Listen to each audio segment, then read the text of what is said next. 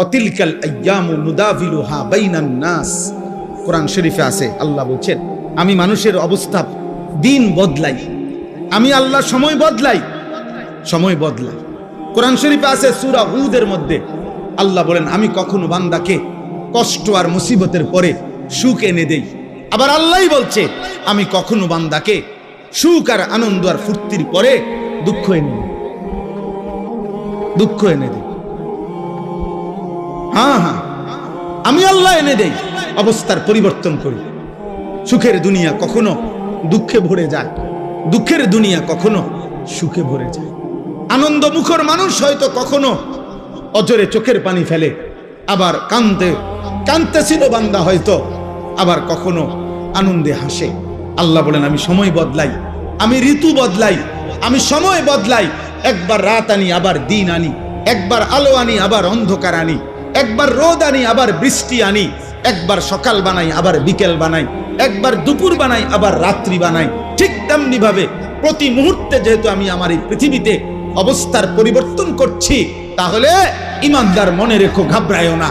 ইমানের বিজয়, কালেমার বিজয়, ইসলামের বিজয়, আল্লাহর দ্বীনের সম্মান, ওলামা, দ্বীনওয়ালা, কোরআনওয়ালা, সেজদাওয়ালাদের সম্মানের দিনও খুব কাছায় গেছে ইনশাআল্লাহ। তোমরা গুনাহ ছাড়ো, অসভ্যতার সীমা ছাড়ায় যাচ্ছ তোমরা। 24 ঘন্টায় যাদের এক ওয়াক্ত নামাজ পড়তে মন চায় না, নাফরমান সন্তান, মনে রাখিস সীমা ছাড়ায় যাচ্ছ। 24 ঘন্টা যারা নারী ছাড়া, ছবি ছাড়া, মোবাইলের উলঙ্গ দৃশ্য ছাড়া যাদের রাত কাটে না, দিন কাটে না, নাফরমান, মনে রাখিস সীমা ছাড়ায় গেছে। এটা বাড়াবাড়ি, বাড়াবাড়ি, এটা বাড়াবাড়ি।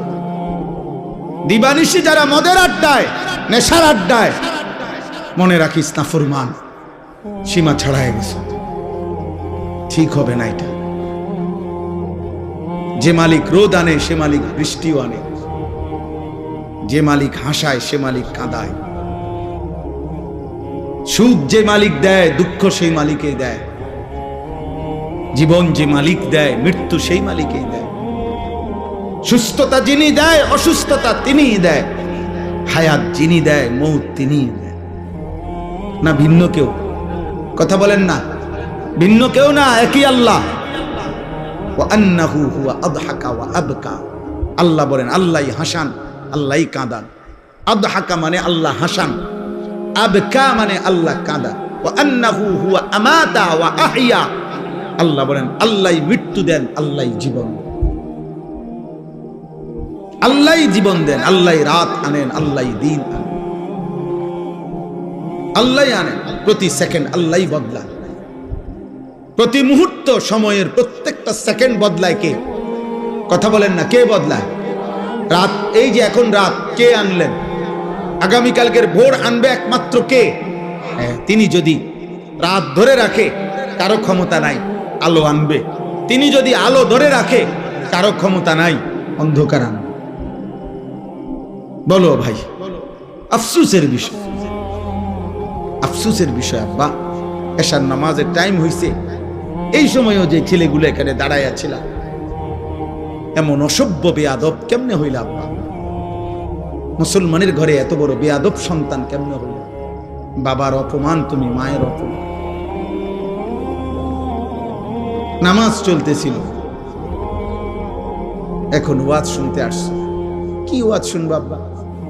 ওয়াজ মানে তো ফুটবল খেলা না, ওয়াজ মানে তো নাটক আর সিনেমা না, ওয়াজ মানে তো আখিরাতের কথা, ওয়াজ মানে তো নামাজের কথা, ওয়াজ মানে তো কবরের কথা, ওয়াজ মানে তো নসিহত, ওয়াজ মানে তো গুনাহ ছাড়ার কথা, ওয়াজ মানে তো তাকওয়ার কথা, আল্লাহকে ভয় করার কথা।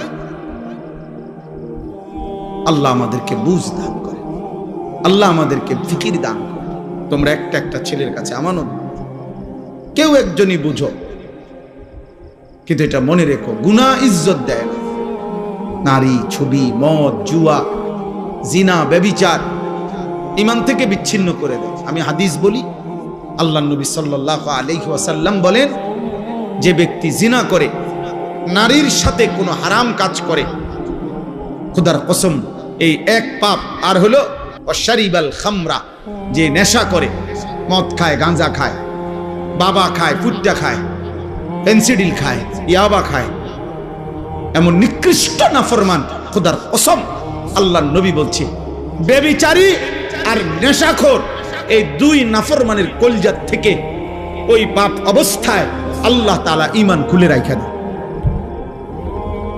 এই কোরআন ধরে বললেন, কোরআন হাতে ধরে বললেন, আল্লাহ তার কলিজার হৃদয় থেকে ঈমান বের করে ফেলে। আল্লাহ বলে নেশাখোর ঈমানটা দিয়ে যা, যা আমার ঈমান আমি রেখে দিলাম, এবার বেঈমান যা তুই যা। আল্লাহ বলে চরিত্রহীন লম্পট নারীর সাথে গুনাহ করবি, ঠিক আছে যা, আমার ঈমান আমারে দিয়া যা, আমি ঈমান রেখে দিলাম, কালিমা রেখে দিলাম, এবার যা। কি সাংঘাতিক কথা!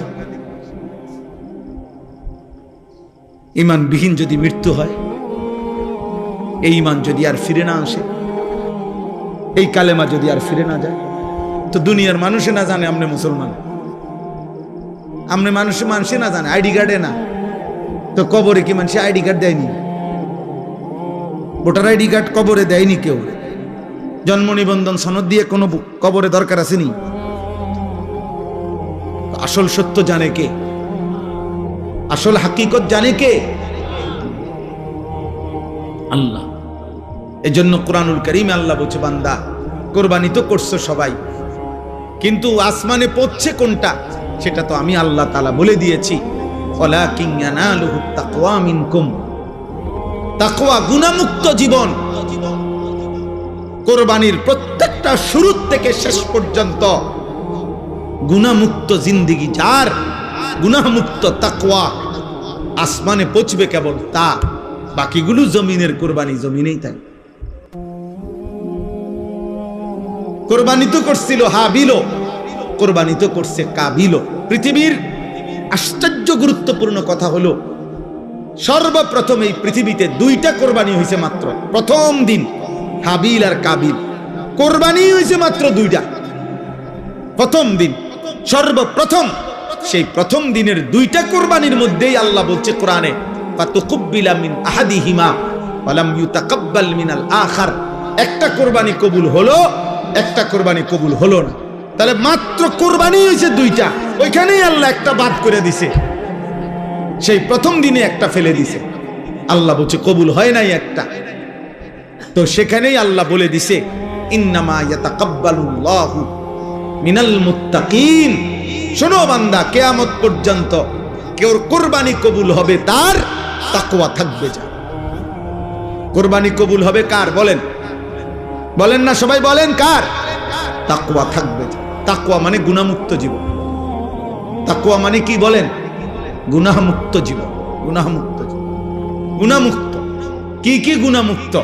এক নাম্বার সম্পদ গুনাহমুক্ত। এজন্য সুদখোরের টাকায় কোরবানি হয় না, ঘুষখোরের টাকায় কোরবানি হয় না, কিস্তিখোরের টাকায় কোরবানি হয় না, প্রতিদিন বাজারে ব্যবসা করে যে ওজনে কম দেয় এই হারামখোরের টাকায় কোরবানি হয় না, মানুষকে নিয়মিত যে ঠকায়, প্রতিনিয়ত প্রতারণা করে, অবৈধ উপার্জন করে, হারাম রোজগার করে, এই হারামখোরের এই টাকায় কোরবানি আদায় হয়। গোস্ত সিদ্ধ হয়, গোস্ত কি হয়? সিদ্ধ। রুটি দিয়ে খাওয়ান যায়, এটার সমস্যা নাই। রুটি দিয়ে তো জোলও খাওয়া যায়, গরুর গোস্ত খাওয়া যায়, মুরগির গোস্ত খাওয়া যায়, রুটি দিয়ে খাইতে অসুবিধা নেই, হেটার লেগে আটকাইতো না। চুলা জিড়াই দেন, পাত্তর চুলা দিলেও সিদ্ধ হয়ে যাবে। বুঝেন না কথা? পাত্তর দিলেও এটা কি হয়ে যাবে? নরম হয়ে যাবে। পাত্তর নরম হয় না আগুনের মধ্যে, চুন বানায় কি দিয়া? পাত্তর দিয়ে তো বানায়। আমি নিজ চোখে দেখছি, সুনামগঞ্জ ছাতক চুনের ফ্যাক্টরি, এরম বড় বড় পাথর, এগুলাই ভাঙ্গা ভাঙ্গা, এগুলাই কি হয়? চুন বানায়। পাথর এই আগুনের মধ্যে গলে গলে নরম হয়, এগুলোর মধ্যে মেডিসিন কেমিক্যাল দেয়, তো এরপরে চুন হয়। এই জন্য মূলত যে চুন খায় সে পাথরে খায়। হ্যাঁ হ্যাঁ, আমার সত্য কথা এটা, আপনি জিজ্ঞাসা করেন নাই। তাইলে সিদ্ধ হবে, রুটি দিয়া খাওয়া যাবে আব্বা, কিন্তু গুনাহমুক্ত না হলে আসমানে যাবে না। ইন্নামা ইয়াতাকাব্বালুল্লাহু মিনাল মুত্তাকিন, নিশ্চয়ই আল্লাহ কোরবানি কবুল করবে তার, তাকওয়া থাকবে যার। সমস্ত আমলের মধ্যে এই কথাটাই আজকে পড়ছি, সমস্ত ইবাদতের মধ্যে এক মুসলমান, খোদার কসম, এক মুসলমানের জিন্দেগীর সবকিছুতে মনে রাখতে হবে তাকওয়া হলো তার প্রধান তার নজর। আমি মুসলমান, আমার ওযু, গোসল, নামাজ, রোজা, হজ, যাকাত, ঈদ, কুরবানি, জিকির, তেলাওয়াত, দান, সাদাকা, আমার ঘর, আমার সংসার, আমার বউ, আমার ছেলে মেয়ে, আমার বাজার, আমার ব্যবসা, আমার প্রবাস জীবন, আমার দেশের জীবন, আমার চাকরি, আমার রাজনীতি, আমার সংসার, যা করছি, মুসলমান যদি পরিচয় থাকে তাকে খেয়াল রাখতে হবে গুনাহ যেন না হয়, গুনাহ যেন না হয়, গুনাহ যেন না হয়, গুনাহ যেন। তাকওয়া, এরই নাম তাকওয়া। তাকওয়া শুধু কুরবানিতে না, তাকওয়া নামাজেও, তাকওয়া রোজাতেও, তাকওয়া হজ্জেও, তাকওয়া জিকিরেও, তাকওয়া তেলাওয়াতেও, তাকওয়া কোরআনুল কারীমের তেলাওয়াতেও, তাকওয়া দান সাদকাতেও, তাকওয়া রাজনীতিতেও, তাকওয়া সংসারেও, তাকওয়া স্বামী স্ত্রীর মেলামেশাতেও, তাকওয়া ছেলেপেলের ক্ষেত্রেও, তাকওয়া উপার্জনের সব ক্ষেত্রে, সর্বত্র। যুবক বলো, কিশোর বলো, নারী বলো, পুরুষ বলো, আমি হুজুর, আপনারা পাবলিক বলেন আর হুজুর বলেন, ওলি বলেন আর মুরিদ বলেন, যাই বলেন, মুসলমান মাত্রই জরুরি তাকওয়া, তাকওয়া, তাকওয়া। গুনাহমুক্ত থাকা, আমিও আপনিও, আমিও কি হুজুরও পাবলিকও, বক্তাও শ্রোতা, ছোট বড় সবাই গুনাহমুক্ত থাকা। প্রিয় ভাই আমার, মুসলমানের সন্তান, তোমাদেরকে অনুরোধ করছি, গুনায় ভরা এই জিন্দেগি কোনো জীবন না, এটা কোনো জীবন না রে আব্বা। নারী, ছবি, মদ, জুয়া, চুরি, ডাকাতি, জিনা, ব্যভিচার, গান, বাদ্য, অশ্লীলতা, সুদ, ঘুষ, কিস্তি, হারাম রোজগার, এটা কোনো মুসলমানের জীবন না। এ জীবন হাইওয়ানের জীবন, এ জীবন পশুর জীবন, এ জীবন চতুষ্পদ জন্তুর জীবন। হ্যাঁ, রাগ করলো এটাই কথা, অভিমান করলো এটাই কথা, এটাই সত্য। আল্লাহ কোরআনুল কারীমের মধ্যে বলছে, যে মানুষের অন্তর আমি আল্লাহকে নিয়ে ভাবে না, যে মানুষের কান আমি আল্লাহর কথা শুনে না, যে মানুষের চোখ আমার আয়াত দেখে না, খোদার কসম আল্লাহ বলছে উলাইকা কাল আনআম, এই মানুষগুলো জানোয়ারের মতো। কিসের মতো বলেন না? আল্লাহ কোরআনে বলছে। আপনি কার সাথে রাগ করবেন? আজকে আমি হাদিস পড়ছি বিকালবেলা বাসায়, আশ্চর্য কথা শুনেন। একটা ছোট্ট বিষয়, আপনি এটারে আপনার কাছে মনে হবে একটা ছোট্ট বিষয়। নামাজি ব্যক্তির সামনে যে সূত্রা দেয়, এটা বুঝেননি আপনারা? মানে নামাজি ব্যক্তির সামনে দিয়ে যাতে কেউ না যায়, কথা বুঝছেন কিনা? এই সামনে একটা ছোট কাঠি কিছু একটা দেয় না মানুষ, এই সূত্রা, এই যে সূত্রা কয় আরবিতে, মানে নামাজি ব্যক্তির সামনে কমপক্ষে সেজদার জায়গাটুকু পার করে একটা কিছু থাকা, যাতে করে এই নামাজির এই সামনে কোনো মুসলমান যাতে কি না যায়। তো নবীজি বলছেন, যদি কোনো ব্যক্তি জানতো যে নামাজি ব্যক্তির সামনে দিয়ে অতিক্রম করা কি পরিমাণ গুনাহ, যদি এটা বুঝতো, তাইলে প্রয়োজনে 40 বছর টানা দাঁড়াইয়া থাকে। এক হাদিস। আরেক হাদিসে আবু হুরায়রার হাদিস হলো যে নবীজি বলছেন, তাহলে সে প্রয়োজনে 100 বছর হইল দাঁড়াইয়া থাকতো, তবু অতিক্রম করত না। এটা হলো একটা কথা। হাদিসের দ্বিতীয় অংশ আরো মারাত্মক। এই সামান্য এই বিষয়টা যে নামাজি ব্যক্তির সামনে দিয়ে যেন অতিক্রম না করে, নবীজি বলেন, তোমাদের নামাজের সামনে যদি কেউ অতিক্রম করতে চায়, তোমরা তাকে হাত দিয়ে প্রয়োজনে বাধা দাও। যদি বাধা না মানে, তাহলে তুমি তোমার শক্তি প্রয়োগ করো, মানে হাত জোর করে ধরে রাখো, যেন কোনোভাবে তোমার হাত ধাক্কাইয়া সে যাইতে না পারে।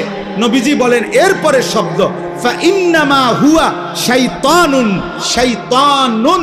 খোদার কসম নবী বলে এর সামনে দিয়ে যে লোকটা চলে যাইতেছে নিশ্চয়ই সে শয়তান।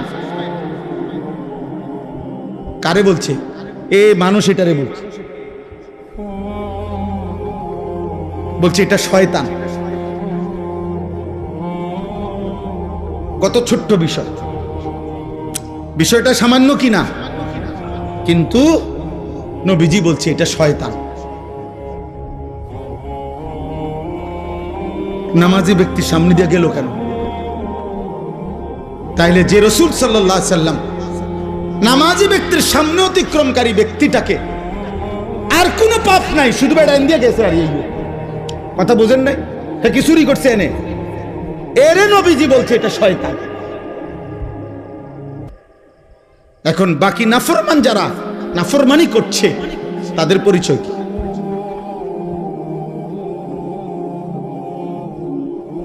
তাদের পরিচয় কি?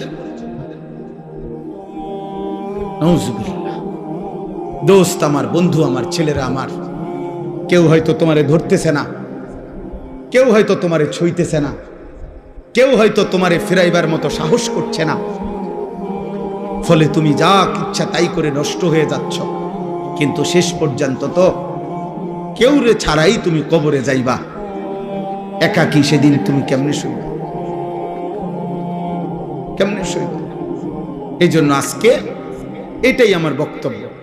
আমি কোরআনুল কারীমের যে আয়াতটা পড়ছি সূরা আলে ইমরানের 4 নম্বর পারা 3 নম্বর সূরা 102 নম্বর আয়াত, আল্লাহ তাআলা বলছেন, হে ঈমানদারগণ, ইত্তাকুল্লাহা হাক্কা তুকাতিহ, তোমার সবটুকু সাধ্য দিয়ে, তোমার সবটুকু সামর্থ্য দিয়ে ঈমানদার মুমিন আল্লাহকে ভয় করো, তাকওয়া অবলম্বন করো, গুনাহ থেকে বাঁচো, গুনাহ থেকে বাঁচো, গুনাহ থেকে বাঁচো, গুনাহ থেকে বাঁচো। সবটুকু সামর্থ্য দিয়ে তুমি যুদ্ধ করো, তুমি প্রাণপণ লড়াই করো, তুমি সর্বোচ্চ হিম্মত করো যে আল্লাহ আমি বেঁচে থাকতে জেনে বুঝে আমি আপনার নাফরমানি করব। আল্লাহ বলছে, বান্দা এটা তোমার কাছে আমার চাওয়া, কারণ তুমি মুমিন। ইয়া আইয়ুহাল্লাযীনা আমানু, তুমি মুসলমান।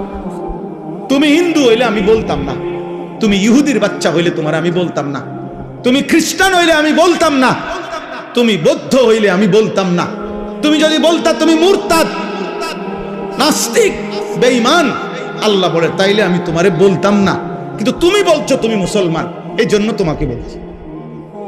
এখন আমরা যারা এখানে দাঁড়াইয়া বসে আছি, আমরা নিজেকে মুসলমান বলি তো? কথা বলে না?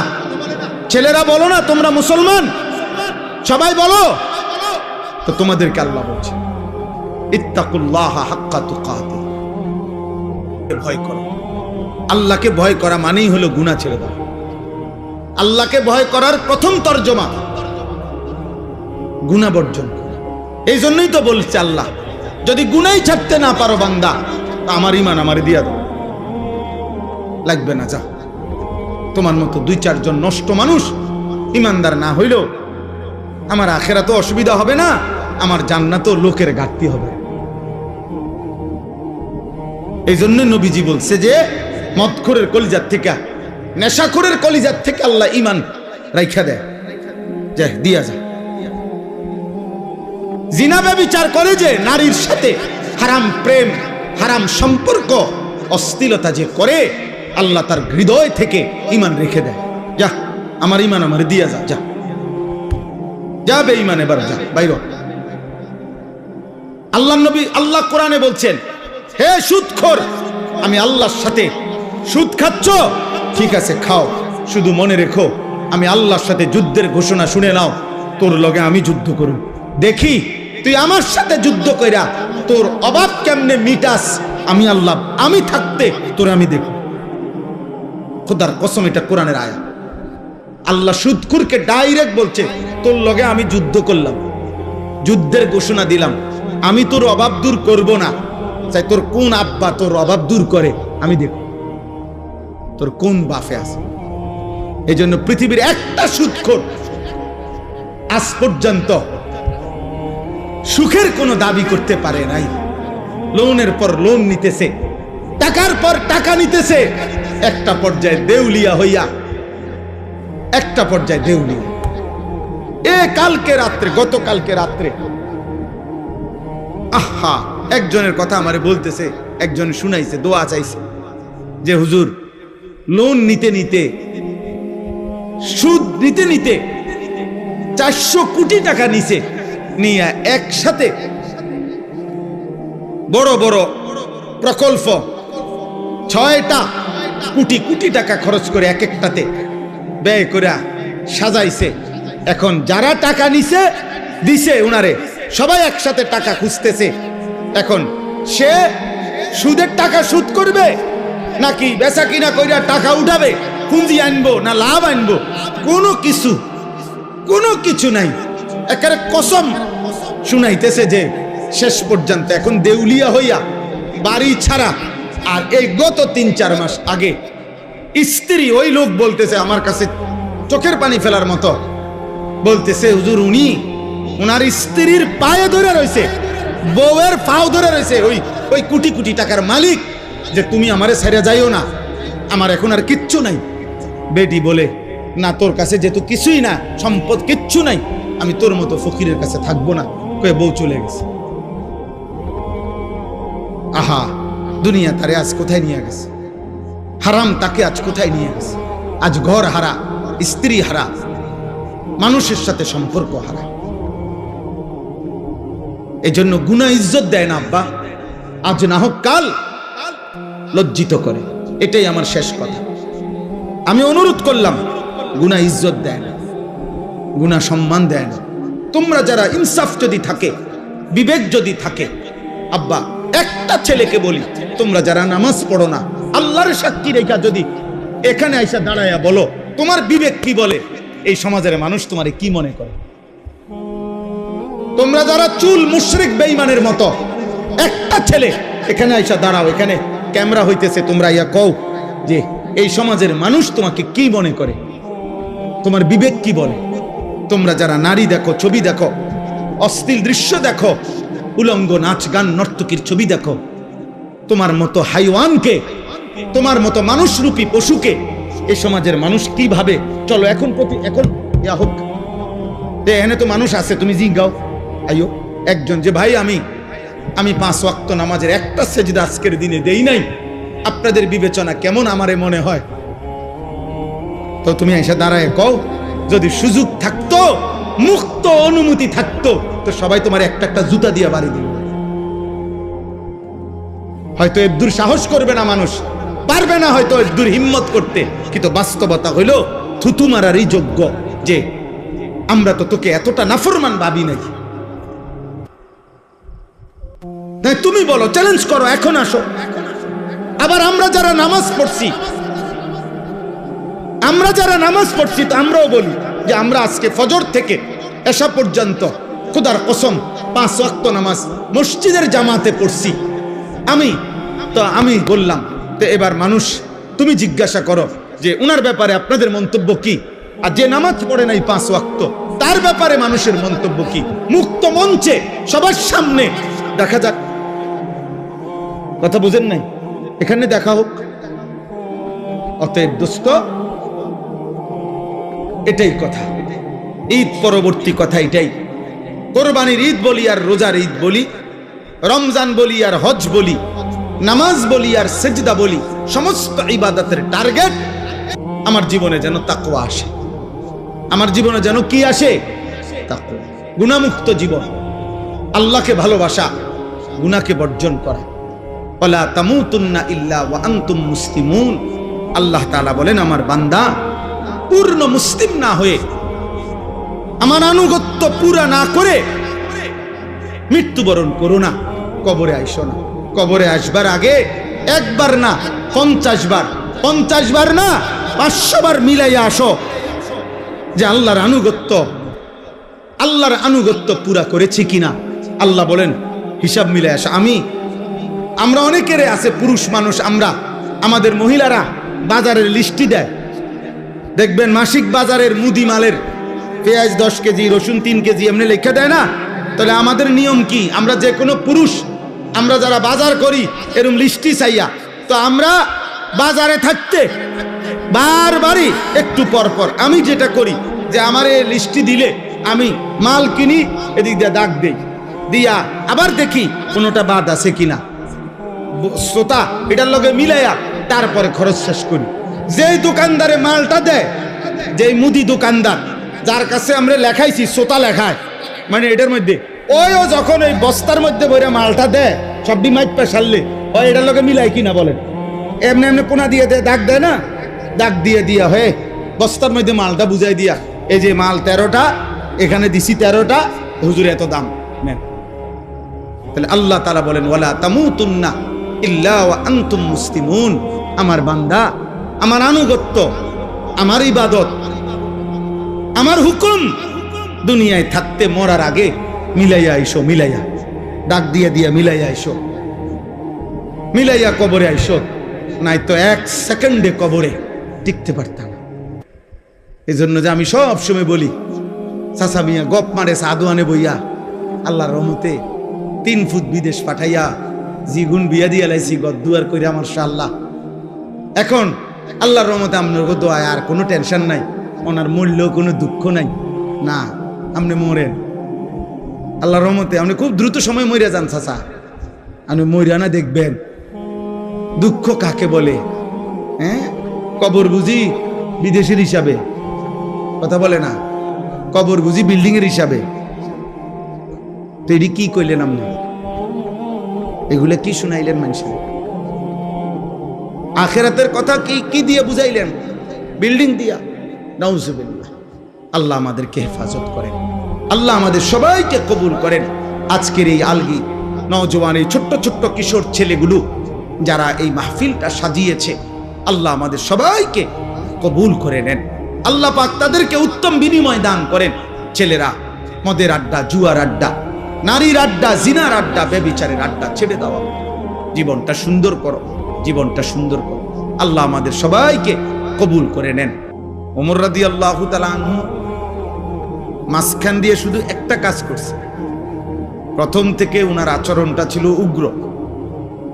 উনি তরবারি হাতে নিয়ে বলছে মক্কার কুরাইশদেরকে যে মুহাম্মদকে আমি এক্ষুন কল্লা নিয়ে আসতেছি, তোমরা কাবাগরের সামনে গিয়ে দাঁড়াও, আমি আসতেছি। প্রতিমধ্যে শুনছে ওমরের বোন আর বোন জামাই কালেমা গ্রহণ করছে। এবার আরো উত্তেজিত হয়ে ওনাদের ঘরে গিয়ে ওনাদেরকে আচ্ছা মতো মারছে, মেরে রক্তাক্ত করে ফেলছে। ওমরের বোন জামাই এবং বোনকে, ওমরের বোন জামাই বিখ্যাত সাহাবী ছিলেন হযরত সাঈদ ইবনে যায়েদ, যাকে মারছে। বেহেশতের সুসংবাদ প্রাপ্ত আশারায়ে মুবাশশারা যে 10 জন সাহাবী, এর মধ্যে একজন হলো এই ওমরের এই বোন জামাই। অনেক বড় সাহাবী, উনি মুস্তাজাবুদ দাওয়া বলা হতো ওনাকে। এই সাহাবী ব্যাপারে প্রসিদ্ধ ছিল যে ইনি যা আল্লাহর কাছে চাইতেন আল্লাহ তাই কবুল করতেন। এই উনি এবং ওনার বোন, বোনের নাম ছিল ফাতেমা। ভাই তোমরা ওইখানে কি বুঝে বসছো ভাইয়া? এটা তো এমন না যে খেলার মাঠ, তোমরা গ্যালারিতে বসছো। বিষয়টা কি আসলে? মুসলমানের সাথে বসতে লজ্জা কিসের? মাটিতে বসার মধ্যে সবচেয়ে বেশি আনন্দ, কারণ মাটির মানুষ মাটিতে বসার মধ্যেই তৃপ্তি। মাটিতে বসার মধ্যেই আমাদের মূল তৃপ্তি, মাটির সাথে সম্পৃক্ততা, এটা আমাদের আসলের সাথে, মূলের সাথে সম্পৃক্ততা। মিনহা খালাকনাকুম ওয়া ফিহা নুঈদুকুম ওয়া মিনহা নুখরিজুকুম তারাতান উখরা। আল্লাহ তাআলা তো এটাই শিখাইছেন, এই মাটি থেকেই তোমাদেরকে সৃষ্টি করেছি, এই মাটিতেই আবার তোমাদেরকে কবরে ফিরিয়ে আনব, এই মাটি থেকেই আবার একদিন তোমাদেরকে আমি হাসরের ময়দানে উঠাবো। কাজে তুমি চাইলেও বান্দা মাটির থেকে সম্পর্ক তুমি নিজেকে বিচ্ছিন্ন করতে পারবে। বিল্ডিং তোমার 80 তলা হোক, মাটিতেই ফিরতে হবে। বিল্ডিং তোমার রাজপ্রাসাদ হোক, একদিন তোমাকে কোথায় ফিরতে হবে? মাটিতেই ফিরতে। ফিহা নুঈদুকুম, এই মাটিতেই তোমাকে ফেরত নিয়ে আসবে। এজন্য মাটির সাথে সম্পৃক্ততা, এটা তো আমাদের মূলের সাথে সম্পৃক্ততা। এই জন্য মাটিতে বসার মধ্যে কোনো লজ্জাও নাই, সংকোচন, এবং কারণ এটাই আমাদের মূল বাস্তবতা।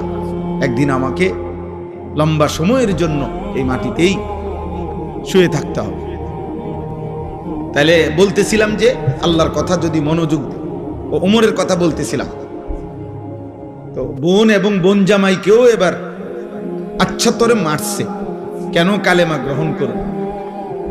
তাহলে অপরাধের উপরে অপরাধ, পাপের উপরে আরো পাপ। একে তো তরবারি হাতে রওনা দিয়েছে নবী সাল্লাল্লাহু আলাইহি সাল্লামকে হত্যা করবে, এটা যে কল্পনা করছে এটাও তো কত বড় পাপ, কত বড় গুনাহ। আবার এই কালেমা গ্রহণ করার অপরাধে বোন আর বোন জামাইকে আচ্ছা তরে রক্তাক্ত করে ফেলছে। কিন্তু ওমর একটা কাজ করে ফেলছে, অল্প একটু কাজ। সেটা হলো যখন রাগ থামছে, মারতে মারতে বল ফিরে গেছে, তখন ওমর রাদিয়াল্লাহু তাআলা আনহু ওনার বোনকে, বোন জামাইকে বলছে একটা কথা, যে তোমরা কি পড়তেছিলা সে শোনাও। আমি যখন ঢুকতেছি তখন শুনতেছিলাম তোমরা কি যেন পড়তেছিলা, এগুলা কি পড়তেছিলা ওটা কও। এই আরশ আজিমের মালিক আল্লাহ তাআলা বলে, বান্দা ওমর, এটুকু আগ্রহ দেখাইছো আমার কোরআন শুনবার জন্য, যা হেদায়েত দিয়ে দিলাম। এরপরেই আল্লাহর কোরআন শুনছে এবং কিছুক্ষণের মধ্যেই নবীজির কাছে গিয়ে এই কোরআন শুনে কালেমা পড়ে মুসলমান হয়ে গেছে। তাহলে একটু আগ্রহ দেখাইছে, ফাঁকি দিয়া এতক্ষণ তো যা করছে সব উল্টা পাল্টাই করতেছিল, কিন্তু এখানে এসে একটু আগ্রহ দেখাইছে যে কি পড়তেছিলি তোরা সেটা শোনা। আল্লাহ তাআলার এটুকুই ভাল লাগছে। তো আল্লাহ তাআলা এইটুকু আগ্রহের বিনিময়ে এত বড় গুনাহ করতে রওনা দিছে, হত্যা করবে নবীকে, নাউজুবিল্লাহ। এত বড় পাপের সংকল্প করে যে রওনা দিছে, এবং এখনো বোন আর বোন জামাইকে এভাবে মারছে, অন্যায় করছে, কিন্তু ওই যে বললাম একটু আগ্রহ দেখাইছে, আল্লাহর কথা শুনতে চাইছে, আল্লাহ তাআলা এর বরকতেই হেদায়েত দিয়েছে। সূরা তাহা কোরআনের একটা সূরা আছে, ওই সূরার কিছু অংশ তেলাওয়াত করছে। ওমর রাদিয়াল্লাহু তাআলা আনহু বলছে, থামো, আর লাগবে না, যা বুঝার আমি বুঝেছি, চলো মুহাম্মদের কাছেই যাই। তো বোন আর বোন জামাই বলছে, কেন যাইবা? বলছে, আর গর্দান নিতে না, এবার আমার গর্দানই মুহাম্মদের কদমে দিয়ে দাও। এরপরে কালেমা পড়ে মুসলমান হয়েছে। কোরআনুল কারীমের মধ্যে সূরা হুদের মধ্যে আছে, মক্কার কাফেররা নবীজিকে বলতো, মুহাম্মদ তুমি যে আমাদেরকে কালেমার দাওয়াত দিচ্ছ, আমরা মেনে নিতাম যদি তোমার কাছে বিপুল পরিমাণ অর্থ ভান্ডার থাকতো,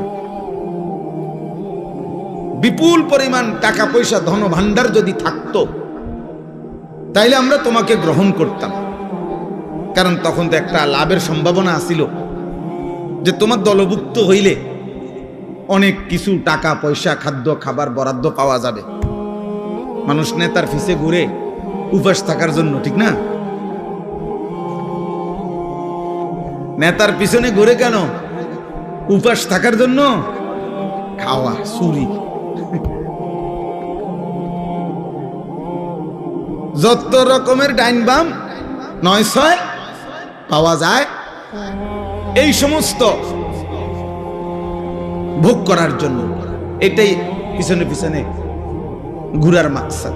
ইল্লা মাশাআল্লাহ, হ্যাঁ যদি কেউ ভিন্ন থাকে, থাকতেই পারে, লাখের মধ্যে, হাজারের মধ্যে, কোটির মধ্যে ভিন্ন কেউ উত্তম, সব জায়গায় সব ক্ষেত্রেই আছে, ছিল, থাকবে। তো এরাও বলতে লাগলো যে তোমার দলভুক্ত হইতাম, তবে যদি তোমার কাছে ধনভাণ্ডার থাকতো। কিন্তু তোমার তো তেমন কিছু নাই, মক্কায় তো আমরা চিনি তোমারে, তোমার বাপও নাই, মাও নাই, তুমি যে এই চাচা আবু তালেবের ঘরে লালিত পালিত, উনিও দুর্বল মানুষ আর্থিকভাবে, তাহলে কি বুঝছে তোমারে অনুসরণ করব। ২ নাম্বার, মক্কার কাফেররা বলতো দ্বিতীয়ত আমরা তোমাকে অনুসরণ করতাম যদি দেখতাম তোমার সাথে আল্লাহর পক্ষ থেকে সরাসরি ফেরেশতা তোমার সাথে থাইকা মুখামুখি আমগরে বলতেছে যে হ্যাঁ আল্লাহর নবী আমি ফেরেশতা বলতেছি। এরকমও যদি আমরা ডাইরেক্ট দেখতাম ফেরেশতা বলতেছে তোমার পক্ষে, তাইলেও অনুসরণ করতাম। কিন্তু এইটাও তো দেখি না, সম্পদও নাই, আবার কোন ফেরেশতাও তোমার সাথে নাই, দেখি না আমরা, তো আমরা কি বুঝে তোমার অনুসরণ করতাম? কুরআনুল কারীমের মধ্যে আছে আল্লাহ তাআলা নবীকে বলছে, বন্ধু এমন কথার পরেও আপনি সামান্যতম ঘাবড়াবেন না, আপনি অস্থির হইয়েন না, বরং আপনি মনে রাখবেন শুধু ইন্নামা আনতা মুনদির, আপনি হচ্ছেন আল্লাহর দিকে ভয় প্রদর্শনকারী। আপনি ইন্নামা আনতা নাযীর, আপনি ভয় প্রদর্শনকারী। আপনার দায়িত্ব জাহান্নামের ভয় দেখানো, আপনার দায়িত্ব কবরের ভয় দেখানো, আপনার দায়িত্ব আখিরাতের ভয় দেখানো, আপনার দায়িত্ব আল্লাহর ভয় দেখানো। এটা আপনার জিম্মাদারি, আপনার দায়িত্ব আপনি শতভাগ গুরুত্ব দিয়ে আদায় করেন।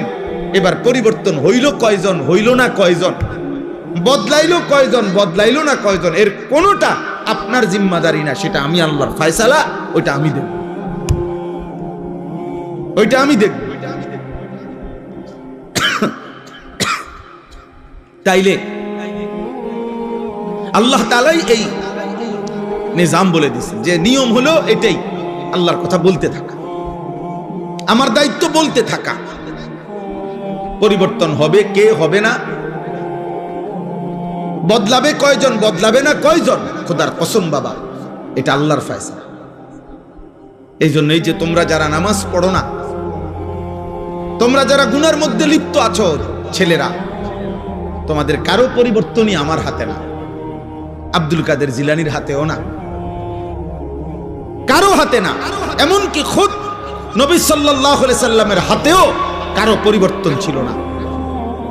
সমস্ত সিদ্ধান্ত একক একজনই, শুধু আল্লাহর হাতে।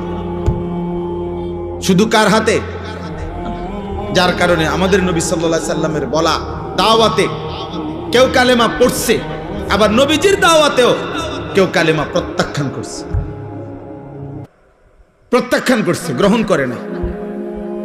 কেউ এক কথাতেই কালেমা পড়ছে, আবু বকর সিদ্দিক রাদিয়াল্লাহু তাআলা আনহুকে একবার প্রথম যখন দাওয়াত দিছে নবীজি, প্রথম কথাতেই আবু বকর কালেমা পড়ে মুসলমান হয়েছে। মানে দুই কথা কোন লাগছে না। আবার কাউকে 23 বছর পুরা বুঝাইছে, নবীজি সাল্লাল্লাহু আলাইহি সাল্লামের ইন্তেকাল পর্যন্ত 23 বছরেও ওই নাফরমান কালেমা গ্রহণ করে না, বরং 23 বছরই বিরোধিতা করে গেছে। তাহলে কি বুঝা গেল? ফয়সালা কার হাতে? আল্লাহর হাতে। নবীজি সাল্লাল্লাহু আলাইহি সাল্লাম বলেছেন যতজনকে, আশা করছেন সবার জন্যই কালেমা। নবীজি একজন উম্মত কালেমা ছাড়া থাকুক, নবীজি সাল্লাল্লাহু আলাইহি সাল্লাম এক সেকেন্ডের জন্য এটা চায় নাই। একজন উম্মত জাহান্নামে যাক, আল্লাহর নবী বলছে উম্মত আমি কোনোদিন স্বপ্নেও এটা চাই নাই, আমি চেয়েছি আমার শেষ উম্মতটাও জাহান্নাম থেকে বেঁচে যাক, জাহান্নাম থেকে বেঁচে যাক। নবীজি বলছে আমি তো চূড়ান্ত খুশি হব সেদিন আমার আল্লাহর নিকটে আমার শেষ উম্মতটাকেও জাহান্নাম থেকে বাঁচাইতে পারবো যেদিন। এইভাবে নবী সাল্লাল্লাহু আলাইহি সাল্লামের আগ্রহ ছিল। ফালাআল্লাকা বাখিউন নাফসাকা আলা আথারিহিম, ভাইয়া না বসলে ফায়দা হবে না, এই দাঁড়াইয়া থাইকা লাভ হইতো না আর কি, বলে নিলাম। আর আপনি বুঝতেন না, দাঁড়াইয়া ওয়াজ কলিজায় ঢোকে না, তামসা সাউন্ড যায় শুধু, আর যাইবার সময় চটফুটি খাইয়া যাবেন গাড়ি।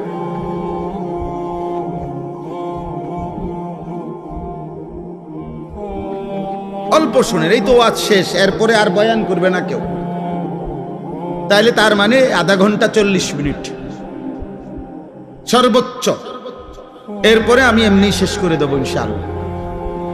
অতএব তোমরা ছেলেদেরকেও বলি, তাহলে আমার কথা এটা, নবীজিকে আল্লাহ বলছে বন্ধু ফালা আল্লাকা বাখিউন নাফসাক, মানুষগুলো ঈমান আনতেছে না, পরিবর্তন হচ্ছে না, গুনাহ ছাড়তেছে না, আল্লাহর নাফরমানি ছাড়তেছে না, এই অস্থিরতা পেরেশানিতে আপনি কি মরে যাবেন নাকি? মানে নবীজির অস্থিরতা এত বেশি ছিল যে খুদ আল্লাহ তাআলা নবীজিকে সান্ত্বনা দিছে, বন্ধু আহার একটু থামেন, একটু বিশ্রাম করেন, আপনি তো দেখতেছি মরে না যাবে।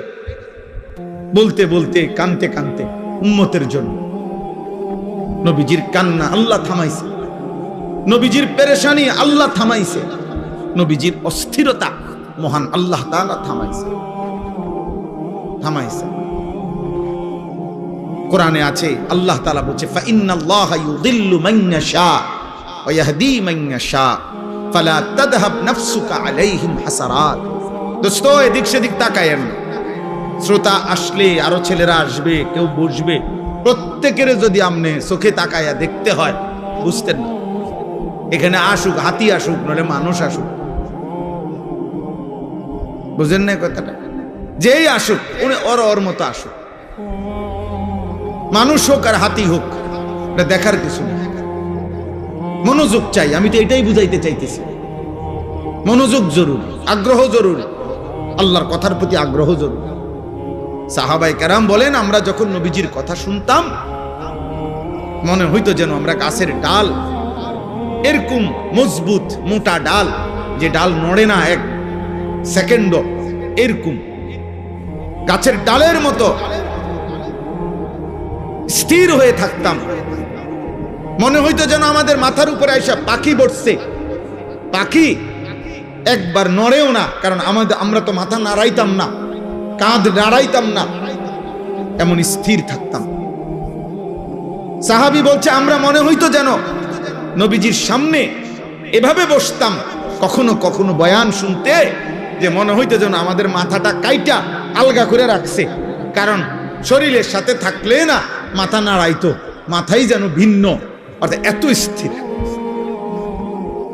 এভাবে বর্ণনা করছে ওনারা। এই প্রচন্ড পরিমাণ আগ্রহ, এর কারণে আল্লাহ তাআলা ওনাদের জিন্দেগি পরিবর্তন করছেন এবং ওনাদের দ্বারাই আল্লাহ তাআলা বিশ্বময় ইসলামের খেদমত নিয়েছেন। আমরা তো অধিকাংশ মুসলমান আব্বা নিজের এই পেট পিঠ, নিজের এই ছোট্ট একটু শরীর, এটুকুর সাজ সজ্জা, এটুকু শরীরের আরাম আয়েশ ভোগ বিলাসিতা, এই পেশাব পায়খানা আর এই পেটের চাহিদা আর লজ্জাস্থানের চাহিদা, আহা বহু নিকৃষ্ট মানুষের জিন্দেগির 24 ঘন্টা হয় পেটের চাহিদা নয় লজ্জাস্থানের চাহিদা। এই দুই চাহিদার জন্যই জীবন শেষ, রাত শেষ হয়, দিন শেষ হয়, মাস যায়, সপ্তাহ যায়, আল্লাহ কোথায়, নবী কোথায়, ইসলাম কোথায়, দিন কোথায়, ধর্ম কোথায়, আখেরাত কোথায়, কিচ্ছুর কোনো দাঁড় দাঁড়ে না। হয় পেটের ক্ষুধা আর নাই তো লজ্জাস্থানের ক্ষুধা। এই হাইওয়ান মনে করছে আর 10টা চতুষ্পদ জন্তু জানোয়ারের মতো আমার জীবনও এটাই, আমার জীবনও এটাই, পেটের ভোগ, লজ্জাস্থানের ভোগ, এই দুই চাহিদা পূরণ করে। দিনভর হয়তো খায় নয়তো মোবাইল টেপে, খাইলে পেট ভরে আর মোবাইল দেখলে লজ্জা, নারীর চাহিদা, লজ্জাস্থানের চাহিদার জন্য অশ্লীল ছবি, উলঙ্গ দৃশ্য, জিনা ব্যভিচারের দৃশ্য, এই দেখে। মানে হাইওয়ান শুধু এই দুই জিনিসের পিছনেই জিন্দেগি শেষ,